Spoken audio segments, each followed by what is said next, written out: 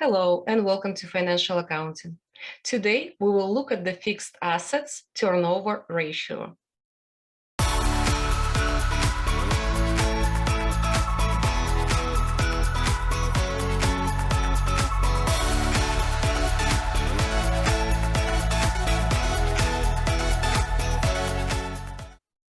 A fixed asset is a property with a useful life greater than one reporting period, which is usually a year.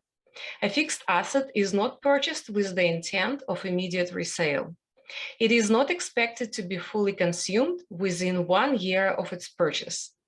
Examples of fixed assets include buildings, furniture and fixtures, computer equipment, computer software, land, leasehold improvements, machinery, and vehicles.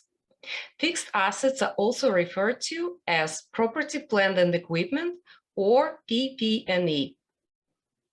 The fixed asset turnover ratio measures how efficiently a company is using its fixed assets to generate sales. Generally, a higher fixed asset turnover ratio signifies that the company is effective at using capital expenditures to generate revenues. It is computed as net sales divided by the average net property, plant, and equipment, or average net fixed assets. The term net sales means total revenue less sales returns, allowances, and discounts. The term net fixed assets means fixed assets less accumulated depreciation. If you are interested in learning more about property, plant, and equipment, including depreciation, I recommend watching the video Plant Assets Overview. I'm posting the link here and in the description box. Let's look at an example. We will use the data from the recent financial statements of Target Corporation. Note that all amounts are in millions. You can find the data in the financial statements published on Target's website. If you would like to review a step-by-step process for locating financial statements, I suggest watching the video Inventory Turnover. I'm posting the link here and in the description box to this video. You can find the net sales or revenue numbers on the income statement and fixed assets on the balance sheet. To calculate the average fixed assets, add the current year ending balance and the prior year ending balance, which is the beginning balance for the current year, and divide by 2.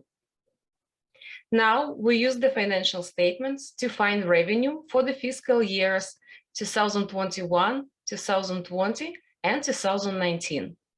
We also need to pull the balances for fixed assets for the year from 2018 to 2021. Note that we need 1 extra year for the fixed assets, as we need to know the beginning balance for 2019. We will calculate average balances and the fixed assets turnover ratio in the next 2 steps. Note that Target Corporation increased its fixed assets turnover from 2.79 in 2019 to 3.54 in 2021.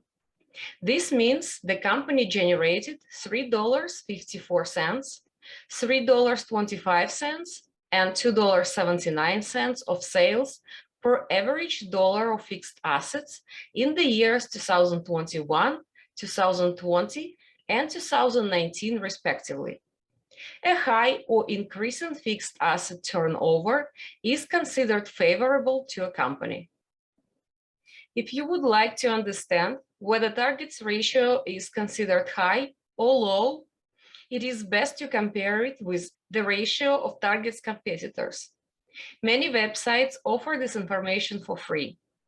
For this exercise, I used finbox.com. Target's fixed asset ratio appears to be in the middle. Kostka appears to do best with a fixed assets ratio of 8.2. The lowest ratio belongs to Kohl's Corporation. It is 2.0. I hope you found this video helpful. If you did, please make sure to subscribe, hit that like button and ring the notification bell so you are notified when we release more videos like this. Thank you all so much for watching, and I hope to see you all again in the next video.